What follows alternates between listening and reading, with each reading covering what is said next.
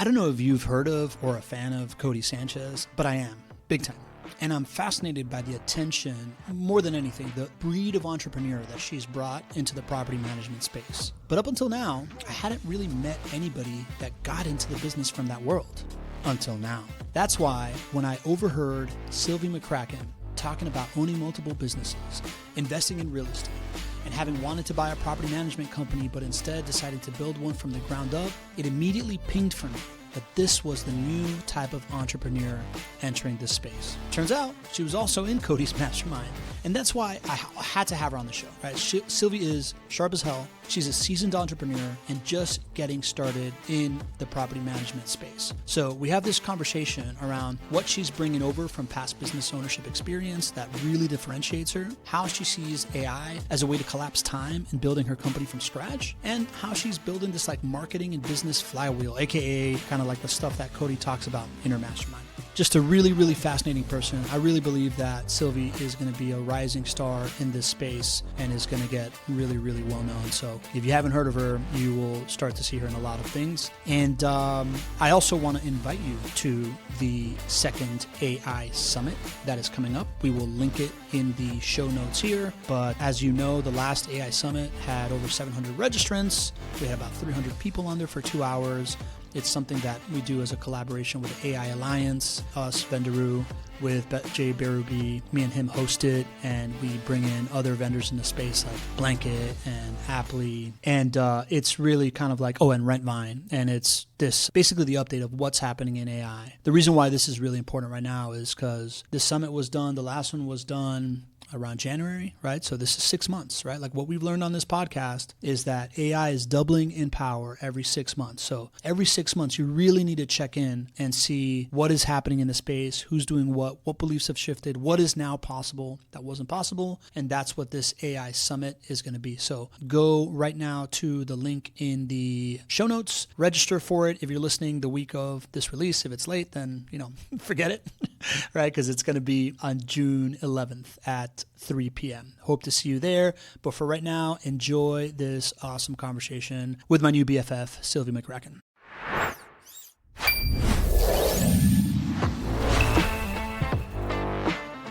Welcome to the Property Management Frame Breakers podcast. I'm your host, Pablo Gonzalez, and I am here to introduce you to the folks in the property management space that have broken the frame of what you may believe was possible. This podcast is presented by Vendoroo. It is your all-in-one AI solution for resolving your maintenance needs. Let's go. Sylvie McCraken, what's up? What's up? You good? Yeah. We're gonna call this episode "Collapse in Time." Okay. Right? What does that mean to you? It means taking, something that'll take 10 years and making it take less than that. Mm-hmm. Taking something that'll take 1 year, make it take a few months. Mm-hmm. Where'd you learn that? I think the hard way. Like when I started my first business, I wanted to leave my W-2 job, and I just went on the internet and was Googling the heck out of things. And I was like, this is taking forever. And so I was very hesitant to invest in my very first mentor, and it was just $2,000, which at the time felt like $1 million. And I was like, hemming and hawing and whatever. And I did it, and that got me, it collapsed a 5-year goal into 1 year. And I was like, holy cow. Can you explain the mechanics of that? I mean, the mechanics of that is if you're trying to do something you've never done before, you have two options. You can DIY it, figure it out yourself, and be like that petulant 3-year-old that is like, I can do it myself. Yeah. Or you can find the person that has done it before and can tell you the roadmap and says, step 1, step 2, step 3, watch out for the pitfall here, blah, blah, blah, blah, blah. Have you always been somebody that's good at like opening up an IKEA set and building it? No, I hate it, and I'm impatient. Me too. Right. So like for me, my biggest hang up, I felt like I needed to get over a whole bunch of head trash and a whole bunch of like self-worth stuff before I could consciously invest in this type of stuff and feel like I was going to get the return. Is that something that you had to overcome, or have you just been able to? I mean, I don't know that I had to overcome it before. I think it's something I'm going to be perpetually working on, but because there's levels to this. But I feel like it's definitely something that as we go along, you have to get over the like, who am I to XYZ or whatever. And then, you achieve that level, you unlock the next one and so forth. Yeah. But the mindset game, I think is probably 90% of it. It's probably 90%. Yeah. Okay. So let's just go zoom out a second. We started talking, you're like, I was first thinking about buying a property management business, and I said, fuck it, I'm going to build it from the ground up. And I immediately was like, oh my God, somebody buying a property management business. Does that mean that she listens to Cody Sanchez's stuff? And then you started detailing detailing kind of like a whole, you said yes, I am in Cody Yeah. Sanchez's mastermind, Yeah. which I want to talk about, right? Because I'm Yeah. super curious about that. But then you started just kind of like detailing a whole, like, I guess I like to speak in flywheels, right? Like you just Yeah. started kind of like just discussing a whole like solar system of Yeah. kind of like how your business is fitting. Give me a picture of that solar system. Yeah, so I mean, I think, well, a couple things. Shout out Cody for sure, knows her stuff, Yeah. solid. Her team is solid, her systems are solid. And then the flywheel thing I learned from Nathan Barry, founder of ConvertKit. And it really, I mean, there's a million different growth engines that you can have to really grow your business. And I think, ideally you're doing more than one. Now you got to be careful to maybe day one not implement 16 different departments when it's you and maybe a part-time virtual assistant. But I think, picking like what are the 1, 2, or 3, depending on what your capacity is, time-wise, budget-wise, everything else, to grow your business. And so for me, that's having some of these engines that take longer to pay off and also having some of the short, like quick wins so that we can have the cash flow to get this startup off the ground. Okay. So what is it? What does it look like right now? So right now with the property management business, I would say we've got, one thing is the word of mouth going, That's one flywheel, I suppose. Real estate agent referral. So there's a referral program. So agents are sending people our way. Then of course we're doing reviews. So with our clients, making sure that we're capturing those reviews, starting to build that online presence because arguably, we're starting from scratch. So we had no online presence till like 3 months ago. Yeah. So those kinds of things. And there's like 15 more you could do. You also mentioned this idea of like do the things that other people won't do. Like you mentioned a open house strategy of how you built a whole bunch of. You want to tell me about that one? Yeah. So when I first started, it was sort of this. I'm a very impatient person, so that's partly why I collapse time. Is because I'm not gonna. I can't do it. If it's gonna take 10 years, I'm not gonna do it. So I need to see those quick wins, and also arguably for cash flow when you're starting a new business, unless you have trust fund money. That business needs to be self-sustainable, right? Yep. Otherwise, you're putting money into it every month. So doing things that don't scale. Also learned that from Nathan Barry a million years ago in another business of mine. He wrote a great article that had like 15 different things. And I remember, because I was on the receiving end of his cold DMs. Now he runs a massive company. Yep. But those early days, it was him writing that email going, whatever the 9 words were of like, hey, can I poach you from the current company, right? Was the outcome. And so for me, as I was getting this going and as I'm waiting for the website to be built and I have no online presence, and as I'm reaching out to realtors who are like, who are you? And this is starting. So we're starting those flywheels, but we have no success with it, right? Because we're 1 week in, 1 month in, whatever. I'm like, screw it. I just need, like with the realtor referral program, I was like, well, how am I gonna get realtors engaged? Well, I'm going to open houses. They're sitting around there for 2-3 hours waiting, hoping for people to come by. I'm going to be one of those people. Yeah. And and right away it was like, introducing myself. It's like, hey, I'm actually not here to see the house. Yeah. But here's the thing. Here's what's crazy and meta is last night I got a text from one of the realtors. Interesting. That I met at the open house. Yeah. And he's like, hey, you do Airbnb management, right? I have a client. Boom, done. I remember that. You were getting these Airbnb texts last night. Yeah. So so we have a call set up for Monday, whatever. But I think it's important. Now, yes, you're going to go to 10 of those and maybe 1, 2 will be valuable, but you need to be willing to do that. And I think that that's the cost of, that's the price of entry, I suppose, to entrepreneurship, is being willing to do the things that people are like, I don't have time for this. I don't want to spend my Saturday doing this. Then you don't want this bad enough. Because if you have no traction, no reputation, which I didn't, and arguably still have very little in this industry because we're new into it, that's what you got to do. You got to be willing to do that. I was going to say, so when I love that story, right? Because it's just how do you go to where the market is at? Like everybody, even in the content game, right? Like I think one of my foundational principles is this idea that everybody does content basically like audience in. They're trying to be like, oh, what's valuable to somebody? How can I make a piece of content? I'm going to throw it into like a giant endless cave and hope to hear an echo. Right. As opposed to the idea of like, what are the relationships I'm trying to build?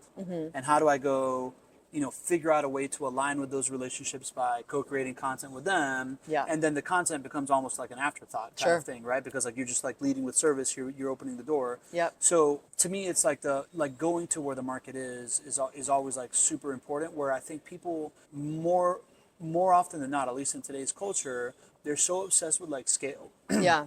They're so obsessed with like, well, is that a repeatable thing? Am I going to be doing that forever? Right. That they're not willing to, go where someone already isn't doing, right? Like, is that something that you have seen Like, is that something that you've seen across business? Is that just something that's been natural to you? What are your thoughts on that? I mean, no, I think some of it I learned the hard way Yeah. in the sense of like, I love scale and I value my time more than I value any other thing, money, etc. So trust me, like going to open houses on a Saturday is not something I want to do forever. But when you're starting a business, I do find it to be like, well, how hungry are you? How bad do you want this?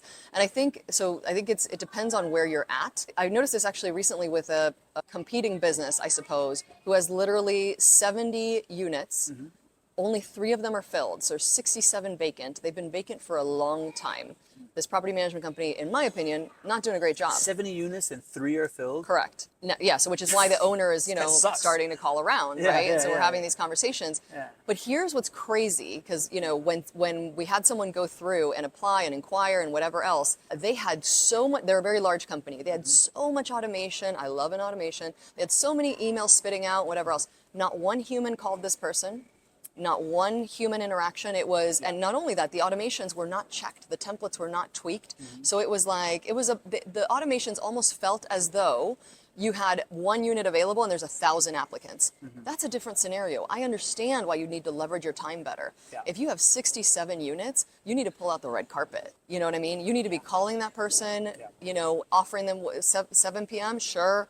No, they had 1 p.m. on a Wednesday. No one that works can see that unit. 1 p.m. on a Wednesday. And it was a very sort of, so what I'm saying is I love scale, I love automation, I love systemizing, but if you're day one, I think you need to pick up the phone. Yeah. I think you need to do the things that don't scale. The way that I like to put it is that like business is a full contact sport. Yeah. And closeness to the customer wins. Right? Totally. Like if you haven't spent the 10,000 hours like walking the customer's shoes, then you are going to lose. Yeah. Well, and not only that, so those interactions, so for me, those things that don't scale, those interactions with owners, those interactions with tenants, give me feedback that I can put back into, okay, so we're getting this question a lot. Clearly, this is our fault. We didn't explain this well enough. Let's go edit that or let's change our process. Yes. So I think as the owner, even when we do have scale, I think every once in a while, you need to step back into the trenches and have a little fresh eyes and go, where can we improve here, Things that don't scale provide scale via insights. Yeah, for right? sure. Like the insight scales sure. infinitely, right? Because once you lock in an insight, now you've shorn up a piece of that bucket that can leak at any moment. Yeah. Right? Like I remember when I was first starting my business, I landed JWB Real Estate Capital.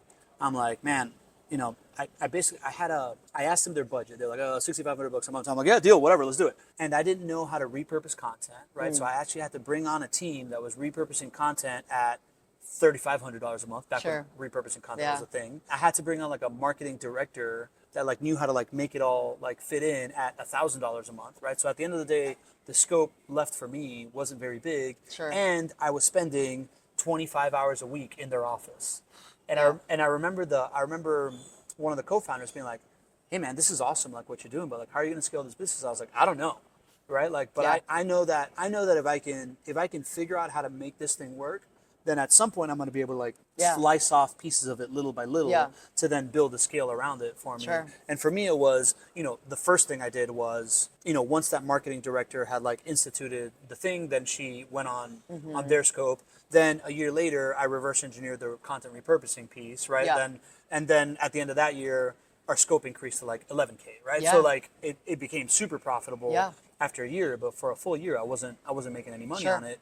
But I think it's like you do the things that don't scale to start to understand what you can slice off into things that will scale. Sure. And eventually you have something that's scalable, but like people want it day one.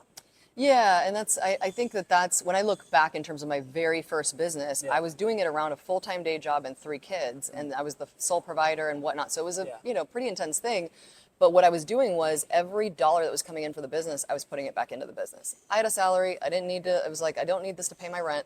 I'm going to do that. And that arguably sped me up to where I could replace my day job a lot faster. Yes. And I think that's, so you need to be willing, when you're starting a business, you're probably going to be working for $2 an hour for a little bit. 100%. And I think that's the price of entry. So how do we reconcile? Like I want to reconcile a couple of different things here, right? Like I was just talking to Ed Kirch, and he's like, when I first started my business, they told me like you're a $300 an hour person. So I was hiring anybody that under 300 under that to do it, and then he wasn't taking it home, right? But like it's what you're saying. You're working for $2 an hour, but the mindset is I'm only doing $300 an hour Totally. things and investing the rest in the business to do Yeah. that. How do you reconcile that mindset? I mean, I think, you have to do that. So for me, the number was $1,000 an hour just because it needed to be powerful enough for me to really be like, no, this really needs to go. Yeah. I think, I mean, the bottom line is there is no other way. So when I first started, my first hire was someone in the Philippines, and it just made, we had a health blog. It just meant that with her doing everything that I didn't need to do, we were posting 3 times a week instead of once a week.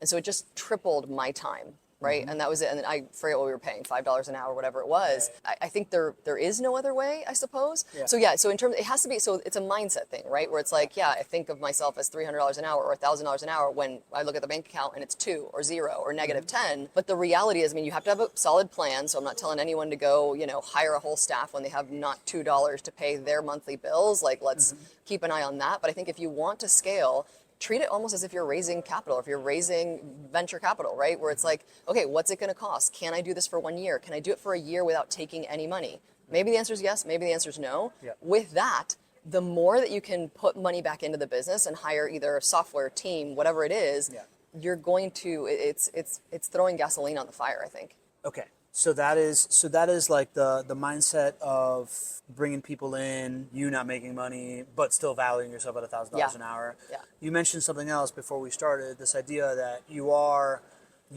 building for scale before you get there as well. Yeah. So like if we're saying do the things that don't scale, but build for scale, explain how that works.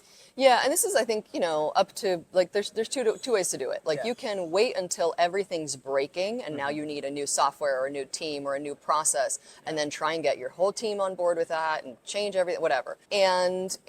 Or I suppose, if you're really doing this, if you're going into this with this is a real business, I like to start all of that just a little bit before we're ready. Meaning almost when it seems a little silly, right? So if you don't have, like in property management, if you don't have enough doors necessarily to need that, or your team is not yet overwhelmed with the volume of inquiries or the volume of inspections or whatever it might be.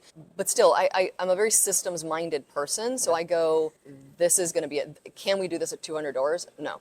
All right, then let's change the system now. Like, what do we need? Like, if my goal is get to 200 doors, what systems, what team, what software, etc. Now, I might not deploy all of that this week, but I'm going to start looking at it going, what one thing can I change? Maybe once a quarter or whatever, we're implementing a new tool, a new software, new automation, hiring a new person, or whatever it might be. So do you have in your mind kind of like the ideal tech stack to get to 500 doors, and you're just kind of reverse engineering and like inflection points on the way there? Yeah, pretty much. And then also talking to people that have been there. So that's my biggest thing is like, I want to be the dumbest one in the room. Yeah. Because, as they say, and I can't remember whose quote this is, but if you're the smartest person in the room, you're in the wrong room, right? And so I apply that to everything. I'm a dance addict. I always want to be in the dance class where everyone is more advanced than I am. That way I learn. Same with this, where I'm like, I want to sit with someone that has 10 times the doors that I do. And that way they can tell me, first of all, what they messed up at my stage. Thank you. I'm not going to do that. I'm not going to do that. And I just follow exactly what they're saying. But also I'm looking at 300 doors. What does their tech stack look like? What does their team look like? And is that applicable to me? Does that make sense? Okay, cool. At the very least, we can implement some softwares for 100, 200, 300 a month. Doesn't mean I'm going to hire 3 employees when I don't need them, but it means I want to be ready for that. Build it before you get there within reason. Yeah, and with a big caveat of like, do your own math, make sure you can afford it, don't break your business, don't bankrupt yourself, blah, blah, blah, not legal and accounting advice. It's the way I like to do it, and I would say that I wasn't always this way. The reason I'm doing it this way in a new business, in a new industry, is because I've done this a couple times before, and so I'm like, oh, cool, how could I have done it better? Well, I could have collapsed time sooner. Let's talk about that. Let's talk about that, right? Because I think if I'm our friend that's listening to us right now, I'm like, damn, Sylvie knows what's going on. Like, she's awesome. Right. You're kind of new to the property management space, right? Like how big is your property management business right now? We have 31 doors that we manage. Not so that big. I own more doors than I manage, which is, crazy. So I came to it as an investor first, but we're brand new to property management. Yeah, you're new to property management. And I think that there's a school of thought out there that says, why would I listen to someone that's brand new to property management right now? What is the answer to that?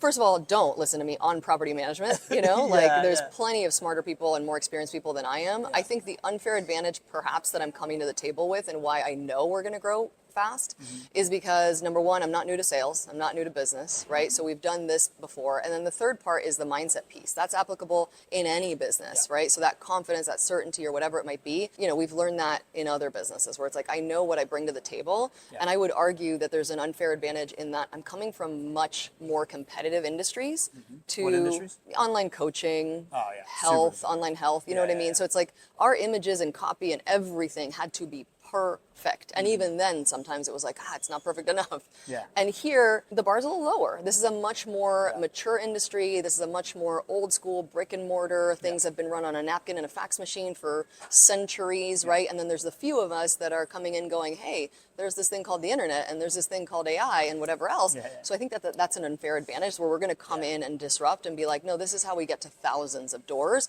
in a way that the guy that is doing 500 doors today maybe can't unless they make significant changes.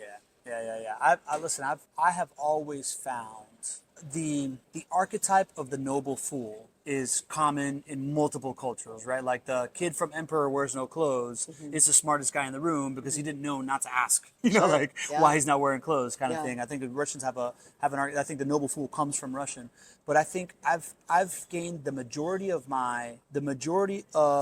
my ways in and how I have added value in my life have come from contextualizing something from a different space into a new space. Because folks that are in the space that have been there for so long have been in that space for so long that they're just like in the gravity of that space. They're like looking at it. They're looking at the trees instead of the forest, kind of thing. And bringing it over. For example, like one of my best friends, Whitney. She's like an awesome insurance entrepreneur, and I remember that she was trying to figure out how to like operationalize how they put together quotes for people. And she's like, well, I got my salespeople doing it, but I want my salespeople selling, and I don't really know how to do this. I'm like, well, what, like in the construction industry, everything was about like request RFPs, right? Request for proposals.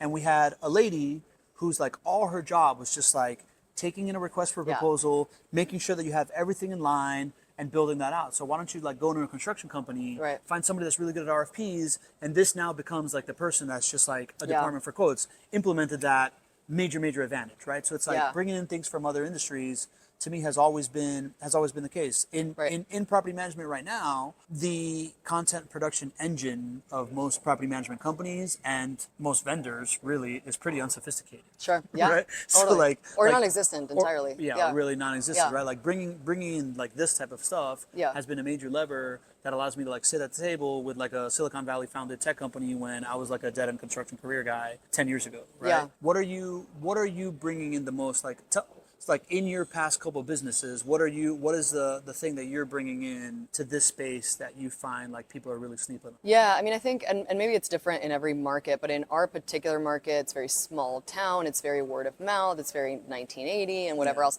I think, couple things. I mean, we have a little bit of an unfair advantage because, so I'm an investor, I own a number of doors, so I already had a little bit of a team just for that. And so since we have short-term rentals, pretty much everything's an emergency in a short-term rental, so we have team on the phones and email pretty much 24/7 already.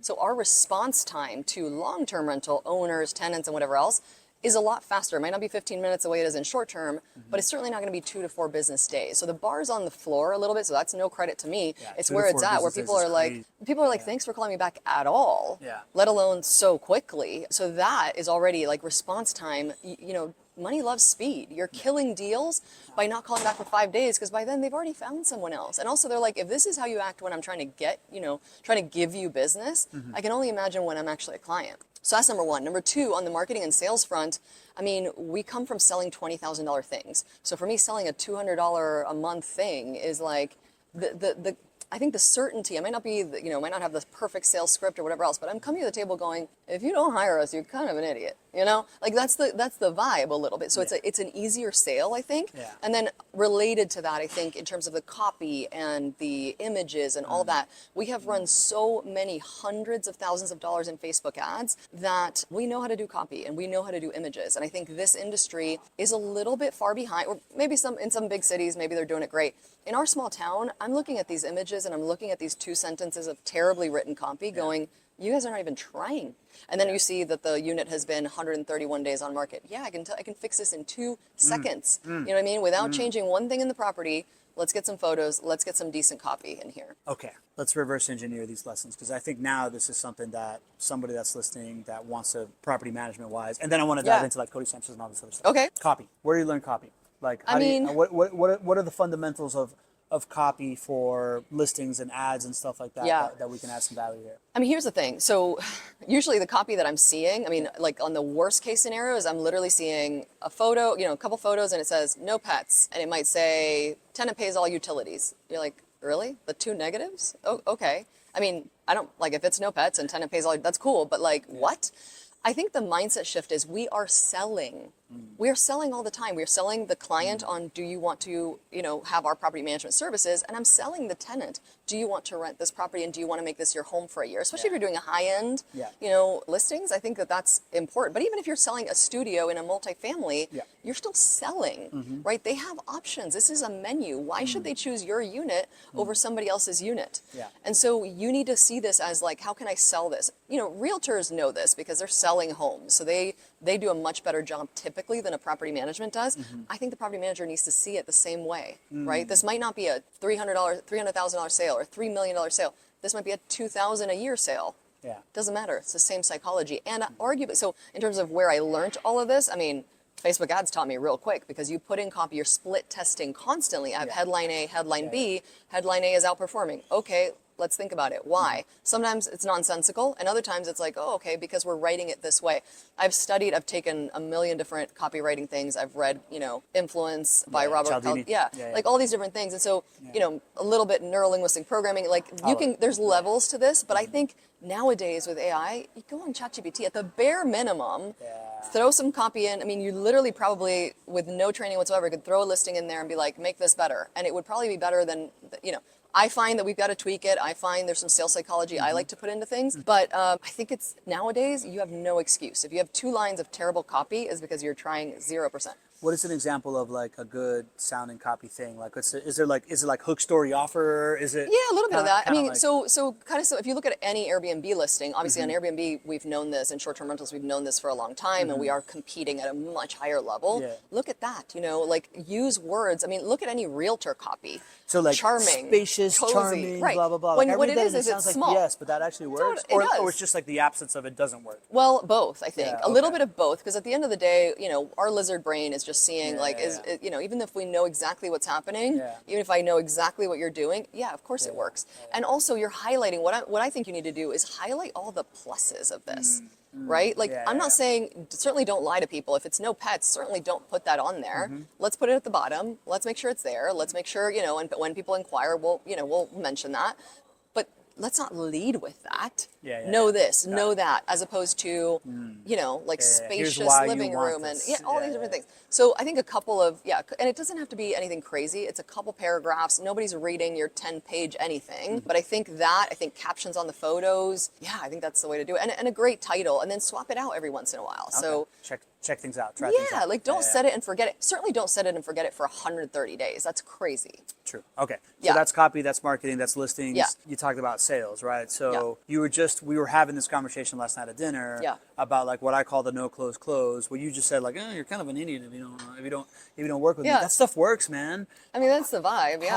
How do you position that? Like, is it really just when you are coming into a market and you're brand new and like you've been slapped in the face so many times, you've been told so many no's. How do you walk into like a sales call with that swagger? Like, how do you muster that swagger to begin with before we even start talking? I mean, I don't know that I have the same swagger on call 1 that I do on call 30. But that's the other thing, is be willing to get on the phone and have the door slammed in your face or the phone hung up on you a lot.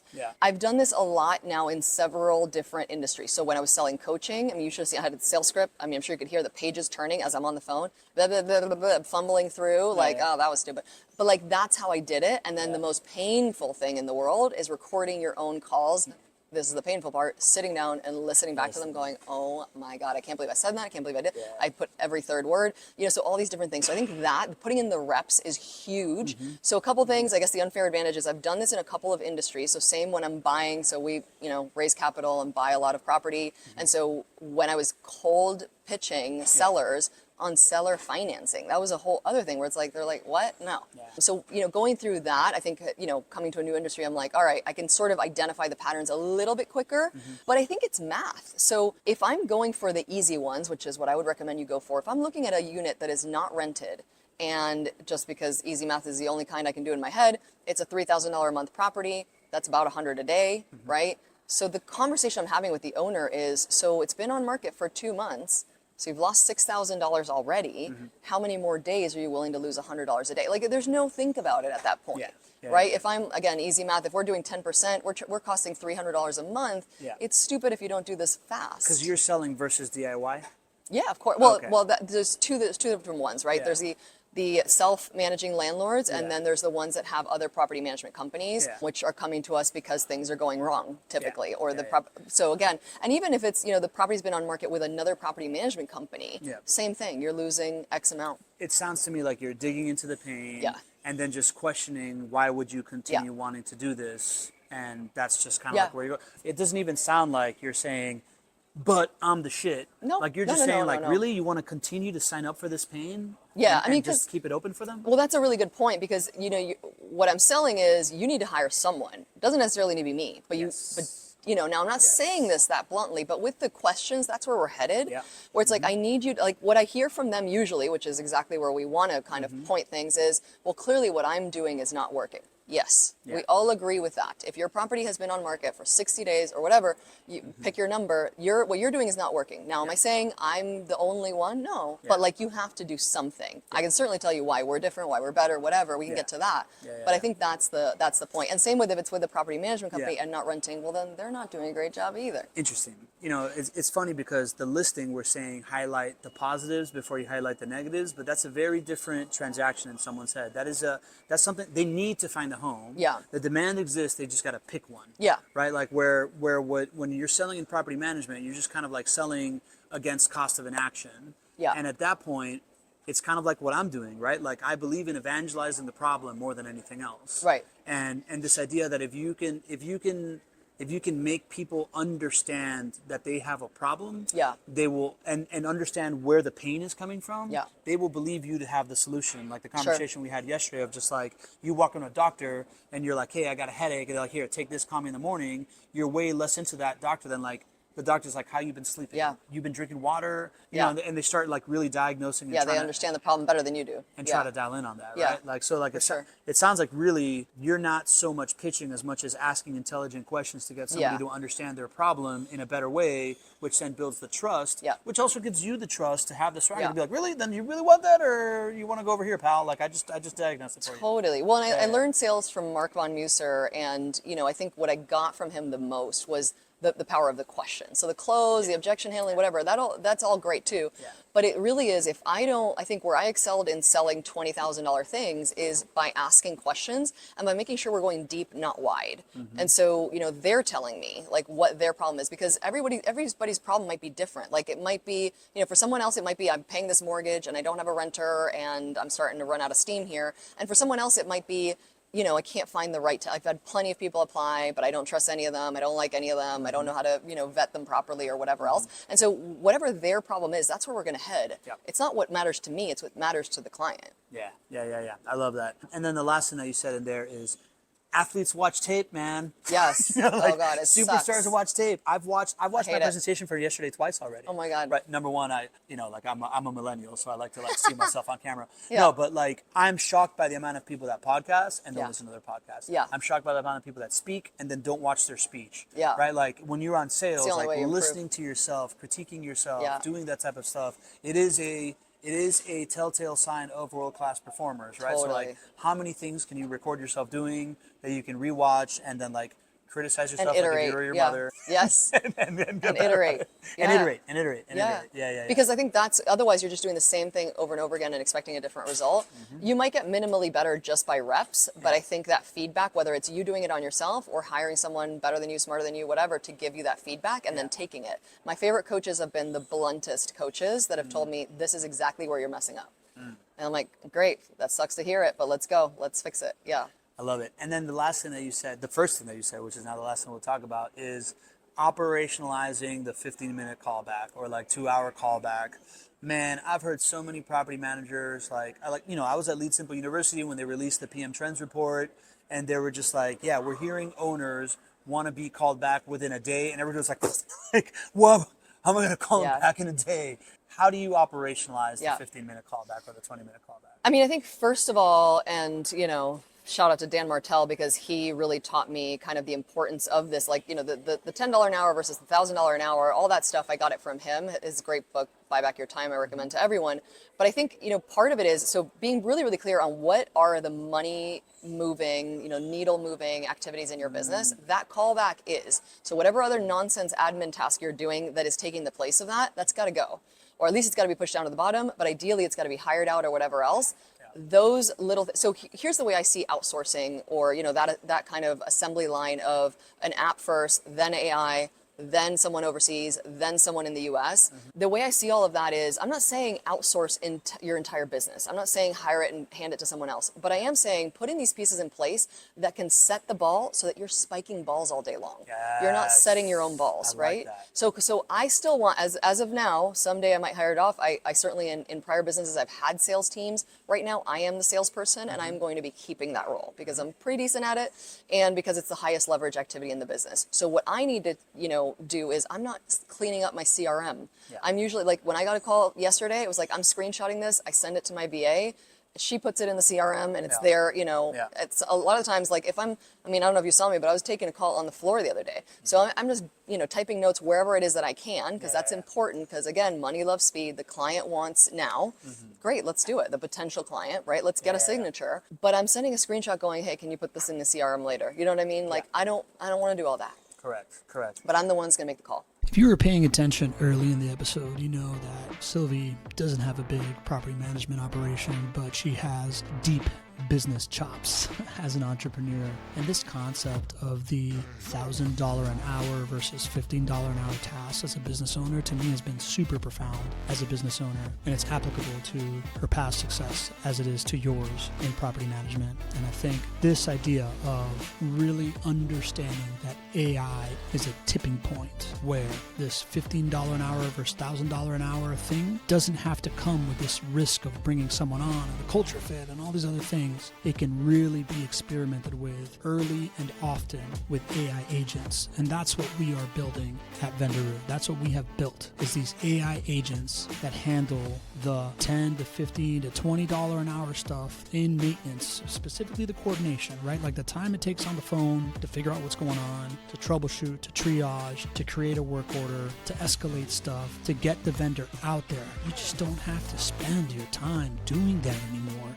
You can spend your time doing higher leverage $1,000 an hour thing when you use tools like Vendoroo. So if you are trying to value your time better and you haven't yet taken a demo of where the capabilities are right now with Vendoroo, they're super, super impressive. From the AI voice agent to the triage and troubleshooting agent and the work order creation. And that stuff is such a game changer. Go to vendoroo.ai, take a look at it, and just get yourself into the weeds. Vendoroo.ai. First of all, volleyball is my favorite sport, so I'm glad. I'm happy for the analogy. I think you're hitting at the heart of where I see the world going with AI, right? Like, it's like understanding the human thing that only uniquely you can do, that actually moves the needle, and getting everything else off of your plate. People are so stuck in this idea of finding value in the tasks that they do, as opposed to the things that only they uniquely can do, or they do better than everybody else,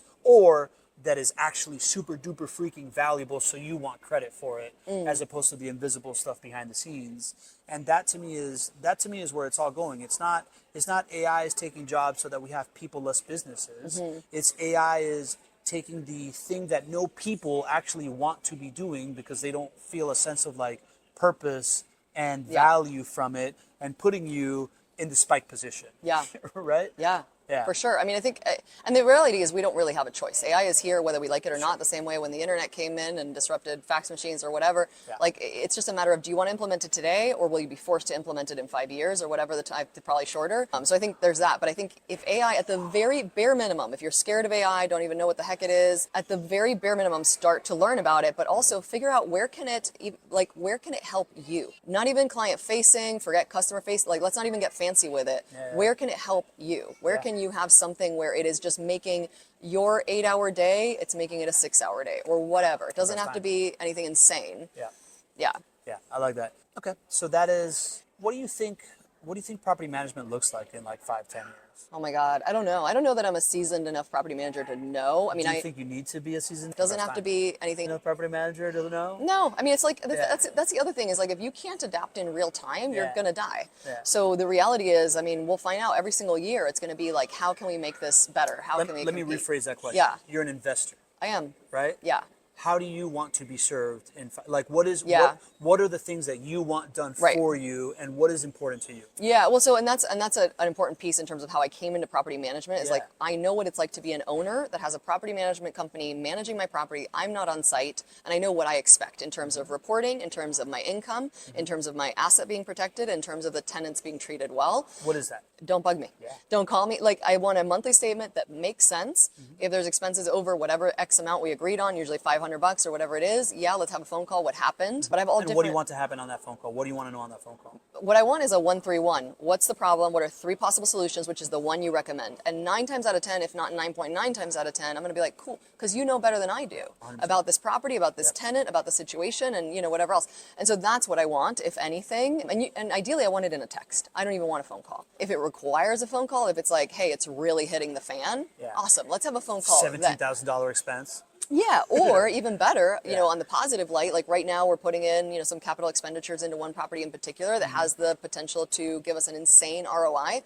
I'm going to prioritize those phone calls. I don't want the phone call about the toilet seat broke. You know what I mean? Ever. Yeah. But I do want it handled, and I do want to know, and I do want to see at the end of the year, like what did we have in maintenance expenses and all that. Yeah. Yeah. So don't disrupt my schedule. Yes. Handle anything under a certain amount. Give me the information that I need to like dig in if I want to like make sure and keep you honest, right? Like I Yeah. want transparency. Sure. I want clarity. I don't want options. I want suggestions. Yes. Right? Like I want Yeah. expertise. Totally. And when something is sensitive and something is important to me, I want availability. I want Yeah. somebody that I trust Yeah. to be able to talk it over. Totally. That's the North Star. Yeah. Right? Yeah, and it's not like I don't want questions that I need to answer. I don't want to have to make decisions. Yeah. I want to minimize my decision fatigue. Yeah. But I do want recommendations. So if you come and say, this is what happened, this is how I would handle it, I might have a question. I might not. Yeah. I might be like, cool, how much is it going to cost? When can it be done? It's the same That's as it. management, man. That's what I tell my team. I'm like, hey, the number one thing that you can add value to me in is Yeah. take decisions off of my plate. Yeah. Right? Like if you Yeah. can come to me with something already handled, I will 99.9 times out of 100 Yeah. be like, great. I don't care if it failed, you failed forward, this is Yeah. cool, next time let's do whatever. Yeah. If it's not the case or whatever, just come to me with, hey, this happened, this is how I plan to take care of it. Go on, right? Yeah. It's no different than what we want. I always like to tell the analogy of like when Whole Foods first popped up in the scene. First time I walked into like the milk department in Whole Foods, I'm like, what the hell's going on, dude? Oh my Like, God. I thought there's only 3 types of milk. Now there's like The worst. 45 types of milk. It took me 45 minutes to make a milk decision. Like that's not what that's the last thing that you want in property Totally. management, right? Yes. Like people are paying, we are headed into the era where trust is the most important thing. Like Yeah. showing up as like the trusted advisor Yeah. is like there is the value prop in business right now when AI is going to take the idea of like, oh, you're a task animal? Yeah. Guess what? Nobody cares. Yeah, Right?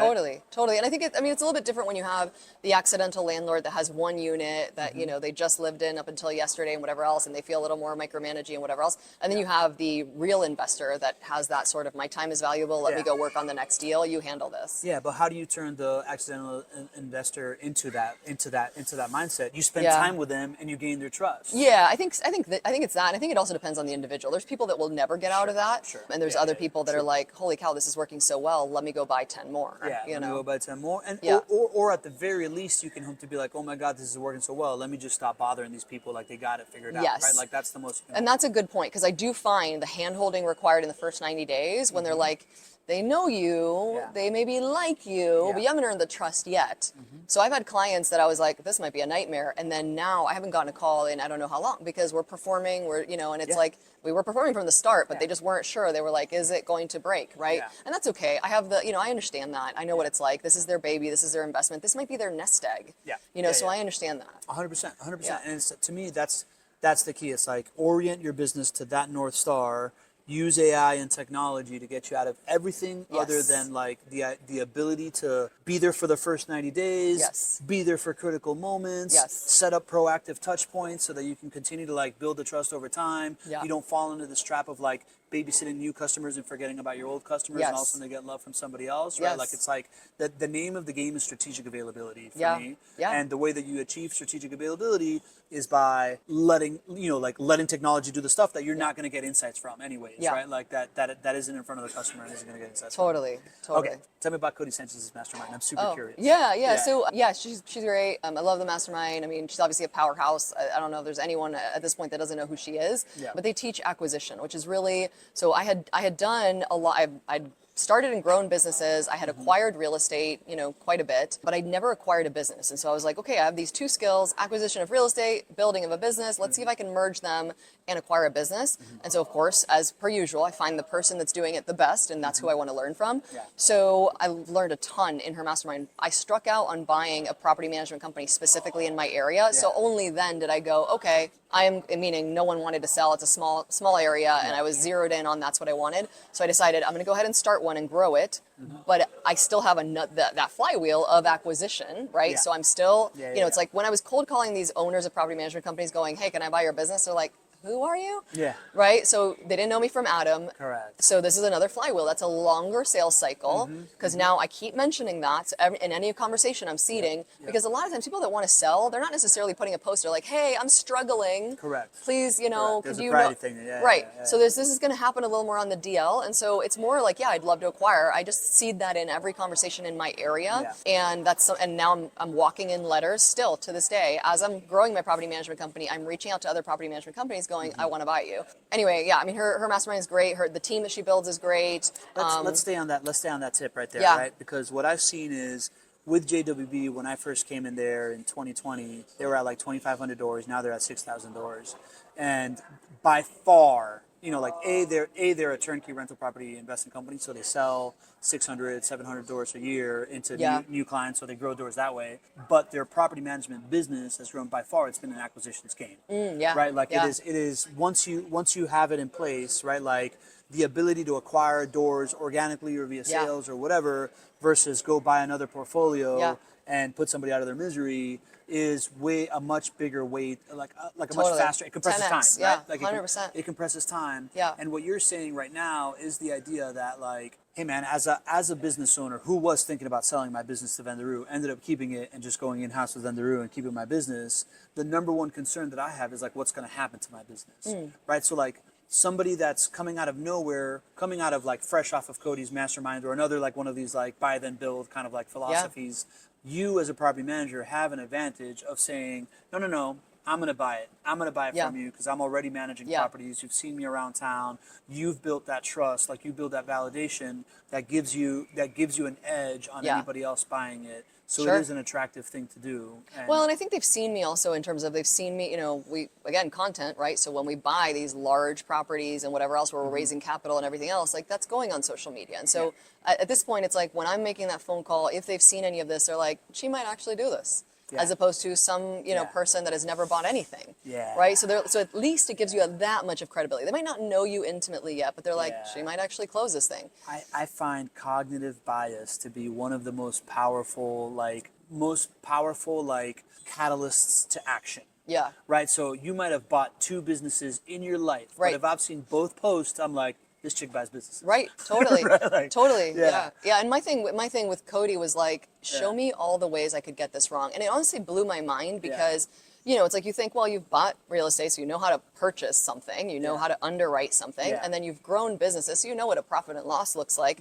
Yeah, cool. But honestly, when I'm like, when I'm looking at a roofing business, I'm looking at the P&L going, I mean, I know what most of this means, but I don't know if this is a reasonable line item expense for a roofing business. What the heck do I know? Yeah. what's cool about being in a group like that is you can go in going, hey, has anyone bought a roofing business before? Yep, I have. You mind jumping on a quick Zoom? Tell me all the different blind spots I have. That alone is like, saves you a $50,000 mistake, saves you a $100,000 mistake, collapses time, and also might even save you from going out of business. Because I've seen that happen a number of times where people come in saying, I'm going to buy this, I'm going to grow this, whatever, and not knowing anything about it, not knowing anything about the industry, and run it into the ground. Yeah, interesting. Yeah. So if I'm a property manager, like what property managers would gain from being in Cody's mastermind? Like, is it someone that's looking to acquire other properties, other property management businesses, Or sell. or sell. But I would say mostly acquire. Mostly acquire. Yeah. I can't help but think that what you just said right now, if I'm a property manager, I could do a horizontal expansion, right? Acquire other businesses, or I could do a vertical expansion, acquire a maintenance company, or an HVAC company, or a roofing company, or whatever your biggest maintenance line item is. And that to me seems like a valuable reason to be in Cody's mastermind as well. Something like that. I mean, I think the thing that I really zeroed in on what she said was she was like, grab your P&L, your current P&L, and whatever your current company is, look at your highest line item expenses, buy those companies, right? So for her, it was little TikTok shorts editing company, right? And so things like that, where it's like, I'm spending thousands on this per month. So for me, as a real estate investor who has, doors over 5 states, my biggest expenses are plumbing, HVAC, electrical, roofing, anything that's real estate. So that's why I was like, okay, over the next decade, the way I sort of see this going is I want to buy all of those. Now, we're not going to start in day one on buying. I was like, which one do I want to buy first? And the one that felt the least overwhelming was property management, because I was already self-managing just a handful of units. I had property management companies in the out-of-state units, but I was self-managing the ones in-state. And so I was like, well, arguably, I'm already doing this. Probably not perfectly and whatever else, but if you're managing one or you're managing 1,000, the reality is you still need to know the laws, you still need to know how to do leases and whatever else. You might as well add economies of scale, and let's just go big or go home. This was the flywheel conversation I wanted to have. I know we started talking about a customer acquisition flywheel, but this business acquisition flywheel and or business unit creation flywheel, right? Like what I've seen JWB do is like, they were turnkey rental property investors. They were like, yes, the first thing we need to do is property management. And then since then, they've been able to add different pieces of the flywheel. Right now, they're adding land development into it, because they're acquiring properties and they're going vertical with things. They're adding construction into it and all these kinds of different things. And to me, those are the most interesting businesses. It's like, can you either take an internal operation and spin it off into its own profit center, a la Amazon Web Services, right? Or are you acquiring things that are like a categorical kind of vertical integration expansion as opposed to a horizontal expansion. So what's that blueprint for you? So you said you're a real estate investor. The first thing was all right, property management. That's very, very natural. What are kind of the next dominoes that you think are most feasible? I don't know yet in terms of, because part of it is because we're spread over so many different states and so many different asset classes. So going forward, it's going to be a little more narrow. I feel like we've done a buffet of, I own everything from mobile home parks all the way to luxury Airbnbs and everything in between. And so that's a little bit spread thin, right? So I want to go narrow down on what we're buying in terms of as an investor, and then what we're doing as far as management goes. I don't know. I mean, it may be a maintenance company inside the management company. And then in terms of the trades, in terms of plumbing, HVAC, electrical, that's a sort of a next year problem, or, even a couple years down the line problem. And at that point, my decision-making framework will probably be, risk, trying to factor in okay, what does it look like to have a licensed such and such? What do I need? Is it all landing on one plumber, and without that one plumber, the business disappears? Things like that, which is partly why I didn't want to start there. Because I was with property management, even if I'm hiring a licensed property manager, the reality is the requirement, at least, I mean, skill, experience, knowledge, all that good stuff, that all takes time and everything else. But the requirement is 60 hours in a test. So that part is not 4 years of plumbing experience and whatever. And really the ability, I have no skill in plumbing other than I know what it kind of sort of costs, and so I think that's the important thing, is figuring out what's your downside, protect that, and then what's the upside, and figure out what has the most upside with the most protected downside, I think. And that's what I would go with first. And partner with people. So that one of the things I really learned from Cody, which I'm very much a independent, I can do it all myself type of person. So it's taken me a long time to get this, but it's no, partner. Don't figure out how to, be a plumber, right? Let's find the right person, and let's, 50-50 this or whatever it might be. I call myself a this is idiot. A what? A this is idiot. Okay. Because I find somebody, I'm like, this is it. This is the Yeah, person. yeah. Right. So I've made every mistake in the book of partnering. Okay. Right? Yeah. Like many Yeah. times over. Yes. It's almost comical. What are things when it comes to partnering? What are lessons that you've learned in partnering and Yeah. and in that regard of like doing that? Yeah, that's a really good point because I have certain investments I own myself and others I own with various partners and whatnot. I think it's probably the same thing as with hiring. With hiring they say, hire for personality, hire for character, hire for culture, not skills. We'll train the skills. And I think with partnerships, like I'm thinking, one of my business partnerships that works really, really well, we get along. We almost started reading each other's minds from the get-go. Like we have a very similar perspective and goal and outcome, Okay. I like but that. different skill sets. Okay. And so it's like, we're kind of going to divvy the duties where it's like, I'm going to take this, you're going to take that. And it makes it work so much better. But if we had separate values, if we were, constantly, like we have completely different goals in life and whatever else, I think that would make it hard. Is the values conversation going to be obvious, or do you have a way of like sniffing that stuff out, or is it just like you got to bring it up, and like how do you know if they're not full of shit because they just want to be your partner? Well, I think part of it is you've got to date before you marry, And Yeah. so, Yeah. Again, shout out to Dan Martell. Like his thing is, I can't work with you till I work with you. Meaning for hiring, we do test projects and we do, 90-day trials and whatnot. And I think for business partnerships, I mean, with this one partner in particular that I'm thinking of, we did this one-off deal that came like last minute. It was like, hey, you want to do this? We got to do it like now. Done. Let's do it. And then once we had spent a couple of weeks working insane hours getting this done, he was like, you want to do more of this? And I was like, yes, but here's my requirement. Like, I can't work with you till I work with you. I said, let's do one deal in 6 months. Let's just do one deal in 6 months. That's what we're committing to. Worst case, absolute mess. Yeah. Doesn't go well. Yeah. Best case, it's amazing and we want to 10x this thing. And so we did that. And only then are we talking operating agreement, life insurance policies on each other and everything else, right? Interesting. Yeah, because it's like, I'm not going to do that before I know that, because the reality is everyone interviews well. Yeah. Everyone, it's like... everybody the first 2 weeks of dating goes well. I think 6 months is a great number. Yeah, well, and Chris Rock in Dating says, you're not meeting the person, you're meeting the representative. 100%. Yeah, and I think in business it's the same thing, right? Where it's like, I want to see this person on a bad day. Yes. I want to see this person when it goes south. I want to see this person when a team member quits. I want to see how they behave then. Have you ever had an inconclusive 6 months? Yeah.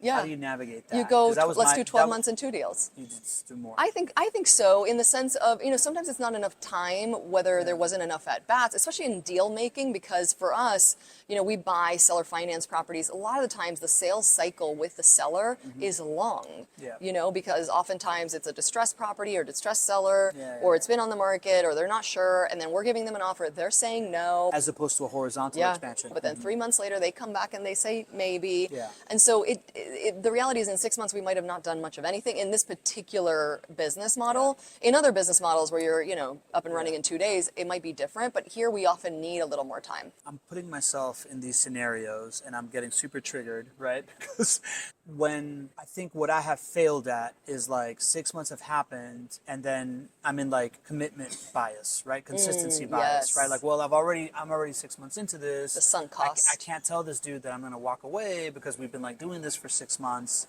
And even though I had a couple of things pinging me, I thought it was like morally inappropriate to be like, no, doc, or to like push it forward. Has that ever happened to you, or is that just like my own like self-worth thing that like I need to get over? I think it's a thing. I think Yeah. you have to be like. Half the time I'm talking to my therapist about business. Yeah, for sure. Because I go, is this some childhood thing I'm messing Yeah. around with here? Or is this like, I need to fire this person? Yeah. I don't know. Like, am I triggered for no reason? Is this me or is it them? Yeah. And I think it's something to look into. I've certainly done it the wrong way, of like your way of like, let's kick it down the road. Most of the time that's been on a hiring situation where I'm like, I am so overwhelmed, I cannot pause everything and rehire for this role right this Correct. second. Yeah, So yeah, they yeah. are not great, but they are at least But taking hiring some and of it off. partnerships are a completely different deal. Totally, but it's Yeah. humans, right? Yeah, it's and so humans. it's Yeah, one yeah. of those things. It's leaving the good for the great, Yeah. and I think at some point, and I've had to make this decision fairly recently with a partnership where we decided we're going to. It doesn't have to be, unless somebody's doing something wrong, unless somebody's stealing money or whatever. That's different. But that aside. What we decided in this particular case is we're not going to go build $100 million thing together, but we are going to keep the couple of deals we have together, and we are going to continue rolling those. And so we have a smaller partnership. We have a partnership for the couple things that we tested out on, and we decided we have 2 different life goals. Totally fine. We're in 2 different stages of life. Totally fine. Doesn't make them a bad person. I'm not a bad person. No one messed up here. But I'm just simply going to put this on the simmer, and I'm going to go grow the empire with someone else. Yeah. And I think it's really hard to leave what's not terrible Yes. to go get the great, right? It's leaving the good for the great. It's like I don't want to break up, so we should get married is the wrong way. Totally, because then what you're doing is you're saying we're going to get divorced yeah. in 10 years instead of today. Yes. You know, and then it's like it's so much. I mean, the hindsight is 2020, of course, but when you're in it, you're sort of like, well, you know. Yeah. I get it. Anything else? Anything else that you really want to touch on that I haven't talked about that you think is germane to this? I don't know. I mean, do you think that I'm curious with you, like, do you think there is a certain amount of hustle that comes from being an immigrant? Yes. You know, having things maybe not served on a platter or whatever else. Because I'm seeing, I don't know if I'm biased, but I feel like there's a certain amount of resourcefulness that comes into play when there isn't the resources. And I think it, to some degree, ironically, I find it an unfair advantage where it's like, you know, when I see, you know, someone that's been served everything on a platter, I'm like, oh man, I feel sorry for them. Yes. And I can speak from both sides of this. Okay. Right. Yes, I think I look at Venezuelans right now, and whenever they go somewhere, they're like, if you give them a chance, they're going to crush. Yep. Because they've been living in increased scarcity their whole life and having to like resolve problems, and like, you know, they're world-class entrepreneurs, and they're like, my wife has like shot up the ranks and whatever. So yes, I do think that there is an immigrant hustle in the sense of like, if you've ever had to start back up from zero, you start to build that muscle. Right. And I can tell you that for me, socially, that muscle is toy.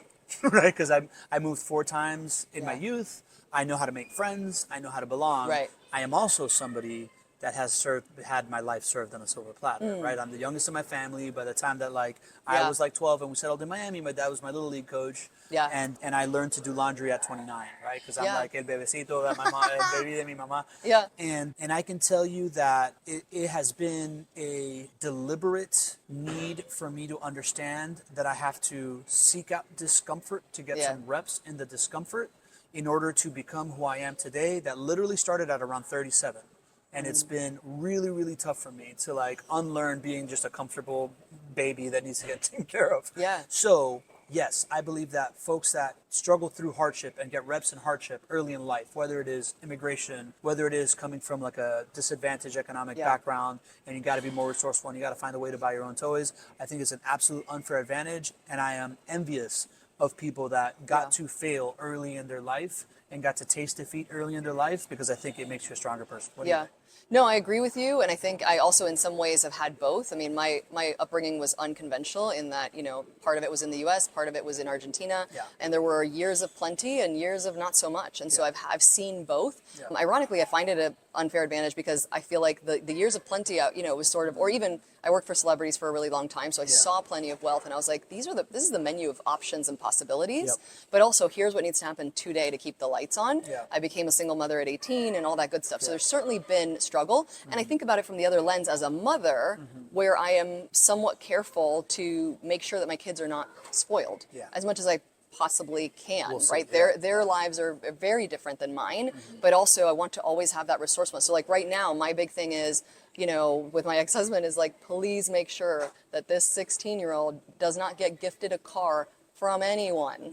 I need her, just like her 26-year-old sister that bought her own car. We need her to have this thing. This needs to be, she needs to be walking on her feet until she has done what she needs to do to acquire her first car. No one's handing it to her. The value of earning it. Little things, right? But I think that that's important. Can I ask you another question? Yeah. I'm a raging feminist. Okay. Because I grew up with an older sister and seeing this like impossible Hispanic double standard that she had to like go through. Sure. Yeah. And I'm also acutely aware of, you know, like I don't know how to speak to it, right? But based on osmosis, I understand that there is a different game. We'll let it out. Yes. I understand that there is a different game that women need to play than men need to play, or at least that's what I've come to understand. Sure. And I see you standing in front of me as this very confident, you know, kind of like it like I see you and I feel I see you as someone that's like, the story I tell myself is like, oh, you've got that shit figured out, right? Like you don't show that at all in any way. What am I missing there? What is like nuance to like,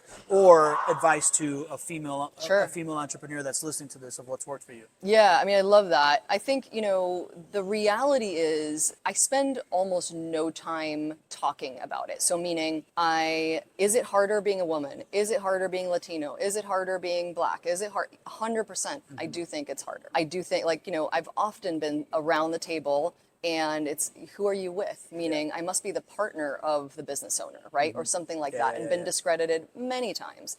But I don't focus on that. I don't highlight that. And I certainly, and I think this is the important part, do not use it as an excuse. So if you're a minority of any kind, will you have to jump higher and run faster just to get the same level of respect as your counterpart? Probably. Just do it. Just do it. And the reality is at some point that reputation and everything else will catch up. Is it going to be harder to get in the door? Definitely. Yeah. And that's okay. Yeah, I guess we just talked about the value of hardship and overcoming hardship. Yeah. Once you get in the door, I you're love more it. battle tested. Yeah. I'm like, go ahead and underestimate me. Yes. But I think using it as a superpower, and actually Cody Sanchez talks about this a lot because arguably she's also a woman and she's also Latina. Arguably, yes. Arguably, yes. And so I think, but it's sort of like, all right, what do you want, a cookie? What do you want, a sticker? It's like, at the end of the day, the market, and this is why I love being an entrepreneur and I love being in real estate, because I feel like the market doesn't really care. The market's the boss at the end of the day, and so just be better. Yeah. That's the ultimate thing. And you might need to be even better than, whatever, a certain type of demographic, but that's okay. Yeah. I think that's really encouraging. I don't think that that's something that, I don't think I can ever say that because I've never had to be better. Sure. Because yes, I'm Hispanic, Right. but nobody believes it until you hear my name. Sure. And I also know that with being around successful people, I got ingrained in me that successful people aren't any more special than me than anybody else. Totally. Also, and I haven't had to overcome that either. And so I'm always lost in that conversation of like, hey, when you have this like trauma that has informed you early in life, or you have this thing that you have to overcome, I have a hard time just even feeling like I can speak at that table, but like I'm very curious about it, and I think it's real. Yeah. Well, and I think that here's the bottom line. Like, so I dance a lot. I take a lot of dance lessons, and what my teacher, in the beginning, I was looking at my feet. I was looking down at my feet as I'm dancing, and he's like, if you keep looking down at your feet, that's where you're gonna go. You're gonna fall. Yeah. And he is so right. I mean, I've been dancing now for a little while, so it rarely will happen now that I'm looking down. I'm usually looking forward. But I think also with this is like, if you're looking at your excuses, sure, that's what you're gonna manifest. Like, I'm being discriminated against. It might be true, but let's spend as little time as we can focused on that and as much time as we can on where the goal and where we're headed. Yeah. And I'm not a fan of doing a pity party for myself. I'm not saying it never happens. Like, every once in a while I'm like, did you see that? And for my business partner alone, because oftentimes they will go to him, which is great. I'm like, great. Like, at least one of us, like, you related to him better. Awesome. Talk to him. And then sometimes they relate better to me. And he's like, I'll shut up and let you run. And so it's like, it's fine. Like, sometimes I'll be like, yeah, did you notice that? And he, and he does and whatever, but it's sort of like, and then we just kind of just like move on. It's like, let's just get it done. It doesn't matter if they think I'm the secretary to start. That's fine. It's totally fine. Yeah. I love that. Yeah. Like that analogy for me is surfing. Like, if you're like looking down at the board when you're trying to pop up, you're going to eat it. Yeah. And then just in business, right? Something that Raj, one of our partners, has told me is like, losers focus on winners and winners focus on winning. Yes. Right? Yes. That's it. And that's just kind of it. Right? Totally. Cool. Totally. This was awesome. I feel like we bounced around a whole bunch of stuff. I know. That was cool. I don't know. Yeah, we went in all different directions. There's a lot to talk about. Thank you. I feel like this, like a strange kinship to you, right? Like what we were talking about yesterday of just like, there's just not a lot of people that have grown up in the 100% duality of like Hispanicness and Americanness. Yeah. And I don't know what it is, like our rate of speech is similar or Well, whatever. I want to be best friends. I guess I just want to be best friends. Like whatever we do, I'm super pumped about this relationship. Thanks for doing this. Thank you, bestie. Appreciate it. Yeah.